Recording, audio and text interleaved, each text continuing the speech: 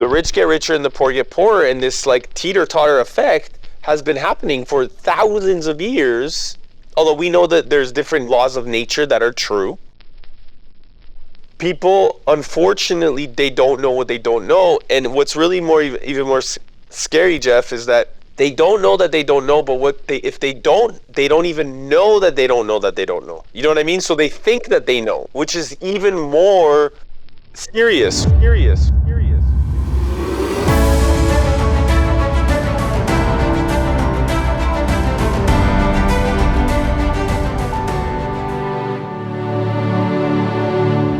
All right, welcome back to another episode of Angels, Exits, and Acquisitions. I am your host, Jeff Barnes, CEO of Angel Investors Network, and I want to thank you for taking the time to be here today. Now, this interview, I interviewed Eric Balance out of Canada, and we're talking about a lot of different things, everything from, what happened when we went off the gold standard to Maslow's hierarchy of needs, all the way to Bitcoin and conscious capitalism. And the journey on this call goes in a lot of different directions. So sit tight.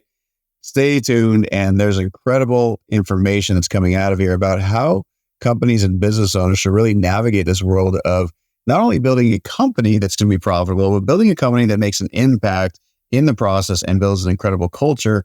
And by the way, if you do that, you're going to create even more value inside of your business, setting you up for even better exit. So again, like, subscribe, and share, and let us know what you thought. Take care. Welcome to Angels, Exits, and Acquisitions, the place to learn how to fund, scale, exit, and massively profit as an angel investor or entrepreneur. Brought to you by the Angel Investors Network. And now, here's your host, Jeff Barnes. All right, welcome back to another episode of Angels, Exits, and Acquisitions. I'm your host, Jeff Barnes, and I'm here today with Eric Balance. Eric, how are you doing? Grateful to be here, brother. Thanks for having me. I'm very grateful. Absolutely. Really happy to have you here. We were just talking right before we started recording here. We have a little bit of similarities here. You do a lot in the marketing world and consulting with companies to help them grow their businesses. Venture, you're going after private equity and other sorts of investment ventures and things like that. But tell everybody a little bit about yourself. Who is Eric, and what led you to where you are today? Yeah, so, ultimately I find that business is like a curation. And I always, we were talking about art, right? So just before we jumped on, and I find that business is like an art form. It allows us to find solutions, put people together, and ultimately create solutions in different fields and different sectors to architect a plan that will help more people as a whole. And it's like putting a group of great people together, strategically designing it so that it allows us to engineer some sort of a solution. And ultimately that, like, for me, conscious business and doing that with the person in mind, the economic prosperity of the individual or the team or the human.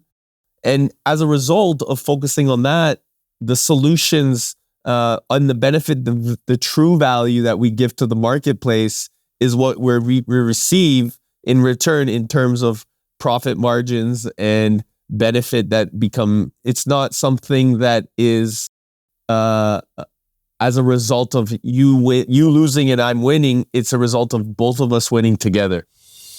Before continuing, please subscribe and share this video to help us reach more people and stay notified of our latest releases.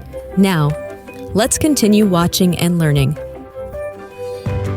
Yeah, absolutely. I like that. And I saw on your website, you had a thing that said community equals common unity. And I love that. I was just thinking about that because one of the things that we talk about when we're working with clients and companies is it's the culture, right?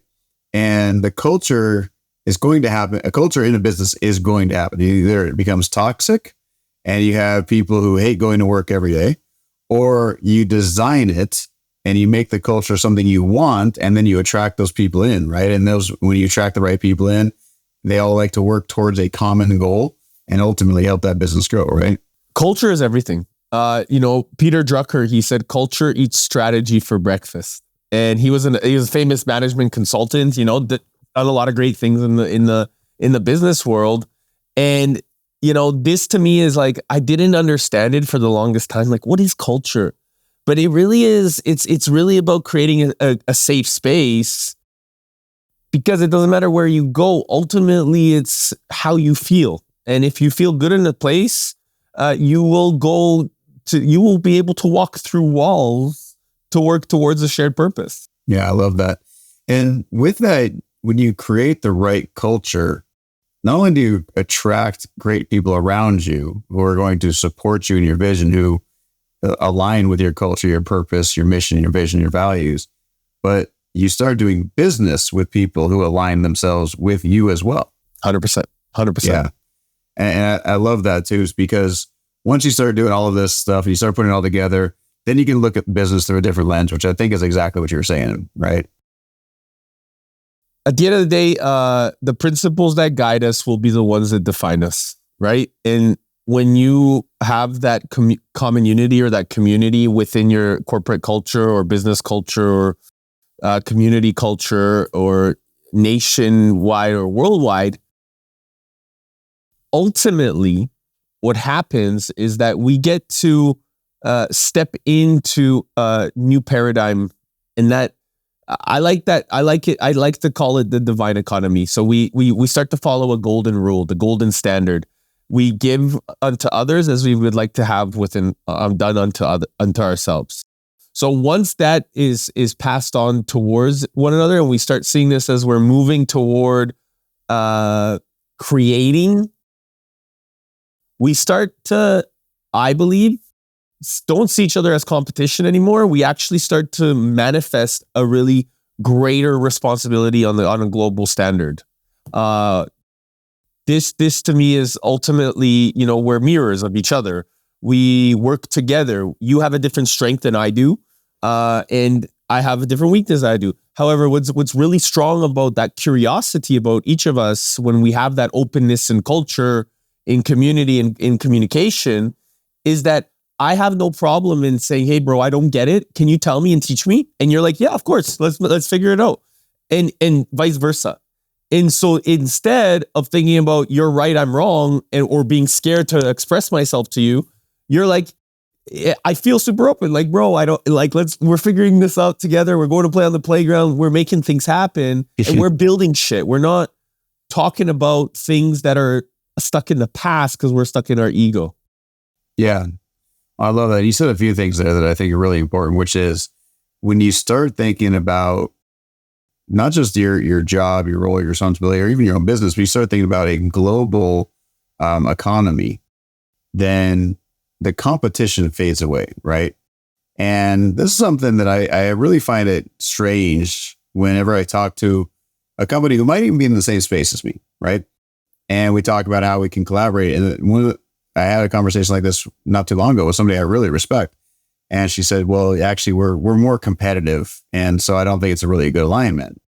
I said, what do you mean it's not a good alignment? The fact of the matter is that I have a different way of approaching people in my world. She has a different way of approaching people in her world. And as a result, we're both going to attract the people to us that are best suited for us. It doesn't look to me like competition because the pie is so stinking big that you'll never be able to eat the whole thing yourself, right? And when you talk about community and collaboration, all of this, and building a conscious ecosystem of businesses, I just think there's a lot more room for growth inside of a company when you think about it that way. 100%, man. And ultimately, I believe that, this owner has some work to do on herself. If there's still some sort of thought where I win, you lose, there is some sort of a barrier, idea, right? Sorry? It's that teeter-totter idea. People think that, okay, if you're winning, I must be losing, right? And that's not the way it is. That's not really the way the world works, period. And it's because of a manipulation of so much of what has been happening in the economy, for such a long period of time that, the rich get richer and the poor get poorer. And this like teeter-totter effect has been happening for thousands of years. So people think, although we know that there's different laws of nature that are true, people, unfortunately, they don't know what they don't know. And what's really even more scary, Jeff, is that they don't know that they don't know, but if they don't even know that they don't know that they don't know. You know what I mean? So they think that they know, which is even more serious, right? So this gives a lot of precedence of fallacy for creating a standard of like a really outstanding level, because you can't create an outstanding standard if you're limiting somebody else or if you're suppressing other people. The outstanding standards in any business and any cultures and any community and any nation and any global ecosystem has to be from a state of absolute layer of abundance, because it comes through us. We are the wealth. The energy exchange is the reverence that I have for you and vice versa. And as a result, that's what gives that wealth and that nurture and then that abundance. And then it flows through us to countless others peoples because of that. And once we start seeing limitations in one another, we actually start to project a lot of bullshit to the marketplace, and we stop the magic, we stop the flow, so to speak. And so do you feel that innovation is a big part of this, and having that open-mindedness and that ability to collaborate, does that breed innovation or does it breed competition? 100% innovation is like, I mean, we can even look at the examples, right? Like think of Blockbuster, for example, like if they were open to the innovation of possibility, they would have bought Netflix and they would have jumped in and they would have succeeded, not bankrupt themselves. So, and there's countless others examples to this, but the point is that if we're not open to each other, we're not really open to ourselves. Meaning that if we're not open to seeing, oh, there's this person coming into my vortex or into my atmosphere or into my reality, and not being curious about them, but instead creating some sort of push back away or suppression, we're actually limiting ourselves. And people don't see that because they're only in their mind thinking about their own world. But what's beautiful is to get curious, because what that does is you see from another person's map of the world. And another, like Jeff, you're going to bring a ton of different value than from my experience of life, right? Good. And so as a result, we have different experiences of life. And so we can show up in a different environment and solve a ton of different problems because of our experience in life. That creates so much value for a client. Yeah, absolutely, man. And I think it's that experience that a lot of people forget. We all have a different paradigm, right? We all have a different experience and learning curve. And so bringing that in and collaborating to build that community within a company, to build a culture that is poised for success is vital. And I think that every CEO, every founder, every owner of a business should be really thinking about that. What culture am I building? And is that in alignment with the goals that I have set? And so you and I were talking about, this broader economy and this duty that maybe business owners and even their investors have when it comes to positioning businesses to think about broader economy, macroeconomic terms, global trends and things like that. Talk to us about your thought process on that, and how did you come up with this? This is amazing. So, and thanks for this question, because it's so important in the global macro ecosystem, because we're part of it, and globalization has been a thing for a while now, and ultimately we did it. We just haven't been privy to getting curious because of these silos that have been cultivated since the Roman times, right? So a lot of this separation, this manipulation of the economic forces have been limiting the true wealth and abundance for all people. And in 1971, when Richard Nixon took off the gold backing from the US dollar, really opened up a whole new paradigm to what economic prosperity really looked like. And that means that it separated, it took the leash off of the government and the treasury to be able to print as much money as they humanly felt like they thought they could, And of course, because US dollar is such a global asset, it has been a global store of value, or let's call it more of a medium of exchange, of course. It affected, or it's been affecting, inflation at a global scale.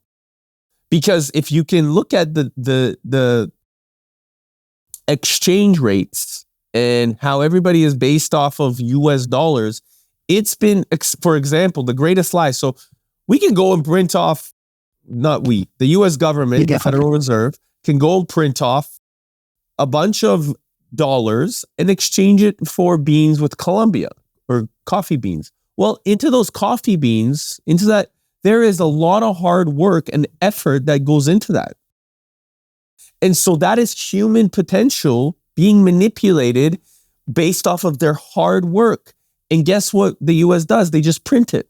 There's no effort, there's no value, and they just exchange. So it's become this huge lie. And so this becomes really, and I'm fascinated because a lot of people know this, but they don't choose to do anything about it. And if you don't know, or if you do know and you choose not to do something about it, it's almost worse than if you do know and not do anything about it, you know? So the opportunity here now moving forward as we globalize and as we start to see and work with each other is, what is it that our choice is to actually step the fuck up? Because we do have a choice. And Bitcoin, and a lot of people, it's, oh my God, he said Bitcoin, not crypto, not like Ethereum, none of these alternative coins, nothing like the ETFs, specifically Bitcoin only is the standard that is going to move us forward. And why do I say that? And why do I believe in it? Because of the principles, because of the values, because of the integrity, and because of the Bitcoin trilemma that is not only decentralized, it's secure and it's scalable. It is based off of a scarce resource that will allow us to really manifest and cultivate a true asset or store value in the marketplace. And from that experience, we actually have a responsibility now as ventures, as VCs, as angels, as investors, to build that architecture as a team, to do it by the standards of outstanding level and do it in togetherness, because Bitcoin is for the people, by the people, to the people. And it hasn't been for the last 15 years affected. It's been attacked, it's been volatile, it's been all these things. But the truth is that it's not going anywhere and is getting stronger. It's physics, it's nature. And so it's our responsibility now that we know that we have this vehicle to let go. And like Buckminster Fuller had said, or Socrates has said before him, it's not about breaking down the old anymore. We don't need to do that. Let's just all focus and ignore that shit and build the new. As investors, as role models, as people here that are here to build the future, to set a gold standard for our next generations, we all have the responsibility of encouraging the entrepreneurs that we serve, the founders that we serve, the people that we serve inside of community, to help them understand that this is the gold standard. This is the standard that's going to create true sovereign freedom for people. Because what's worse, brother, Jeff, is when people, they're born into a system that they don't even know that they've been slaves to over and over and over again through thousands of years. It's a new tide, bro. And we get, like, it's exciting. We can build it. We get to build it as a team, as a family, as brothers, you know, and you're gonna have a different solution to that application than I am. And I'm gonna be able to help in a different expression than you are. But it's about learning from each other. It's about being excited because this planet is our playground. It really is. And if we start seeing like that, we'll stop challenging each other and like, hey, you did this wrong, I did this right. It's like, hey, well, what didn't work? How can we figure this out together?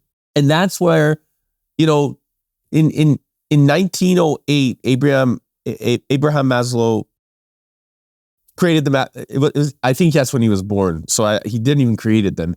But that's when he was born. So based off of him being born on 1908, created Maslow's hierarchy of needs. Maslow's hierarchy of needs is based off of his level of awareness. So when you go up the hierarchy level of needs, you start with security, and as you go to the top, it's ultimate self-realization. It's actually inverse. We come here self-realized, and standards of society have manipulated this.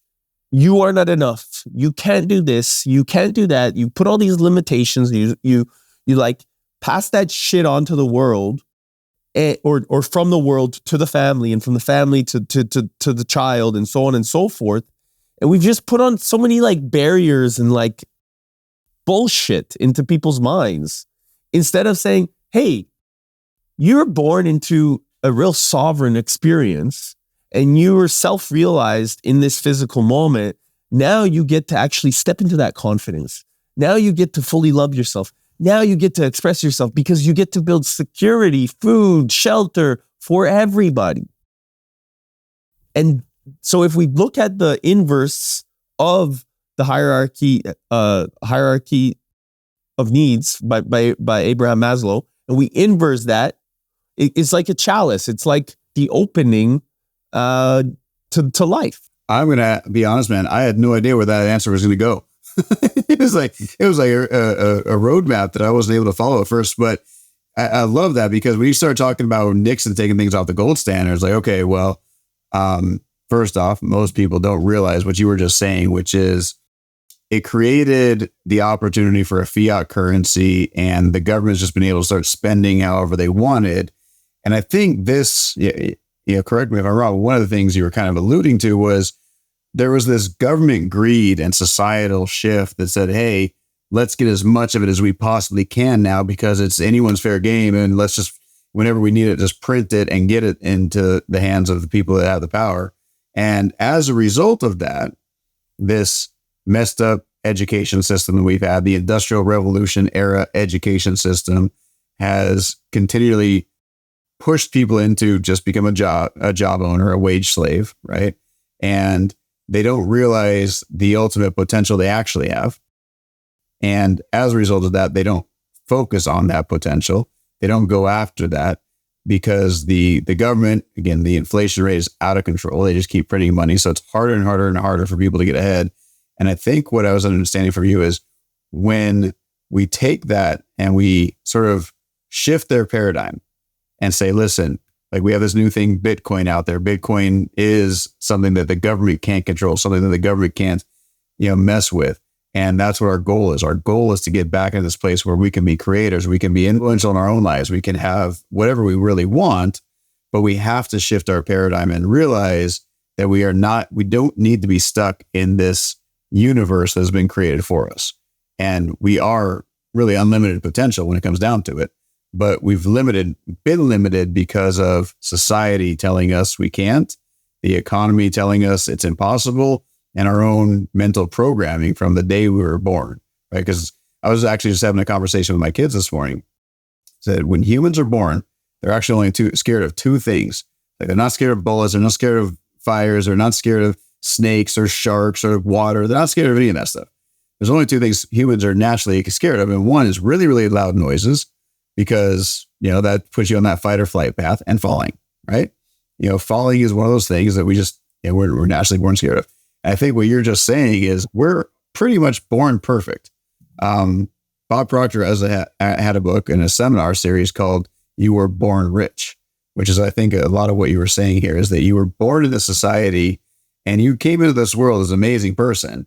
And over the years, because external forces have really pushed their agenda down our throats, we have learned a way that is really not natural to the normal human state.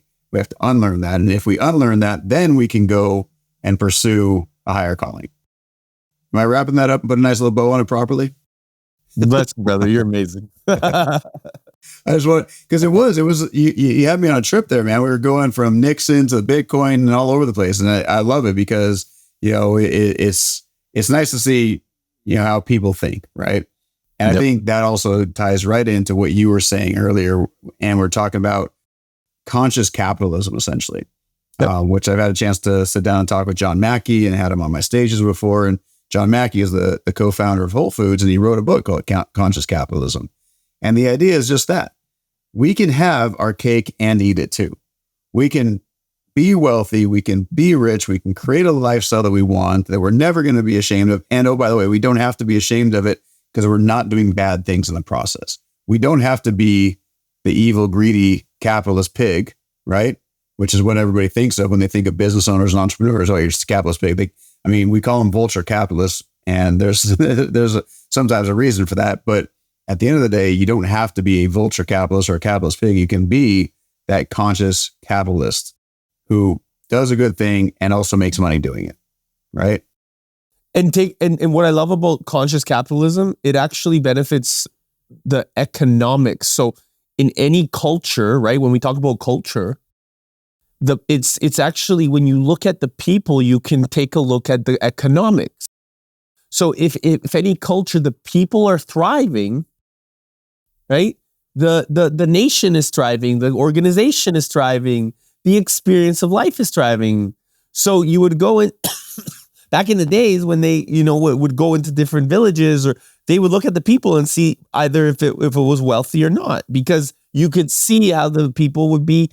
So that your real economic prosperity, you take care and you look at the people. And that is what real conscious capitalism does. Real free market, like real market, like real capital marketplace, like this free market is not really free, and I believe that this is something that for us, a lot of people, they just don't know what they don't know, and it gives us this responsibility that the value is this exchange. Yeah, absolutely. Well, Eric, we're up and out of time right now, but this has been awesome, man. And it's just so cool to hear different perspectives on what's happening in the economy, what's happening with businesses and things like that. We can go on and talk about this all day long, but do us a favor, let me know, let everybody that's listening know where they can find you, learn more about you, and learn about your investment thesis too, because I was reading a little bit about that, and you have some ideas around investing in the different ventures you guys go after. Yeah, so if you want to check me out at ericbalance.com or balancemedia.ventures. If you want to reach out personally, check me out on LinkedIn, Eric Balance. That's probably the best way. Yes, we're doing a lot of cool things with taking flare gas and turning it into energy, really to power up the grids and do a lot of cool stuff. So I'm excited, and a lot of architecture of the new divine economy. Love it, man. Love it. Well, we'll definitely put all those links in the show notes. And, it's just been an incredible conversation, Eric. I really appreciate it. Thanks so much for being here, man. Thank you, brother. Thanks for having me on. Absolutely.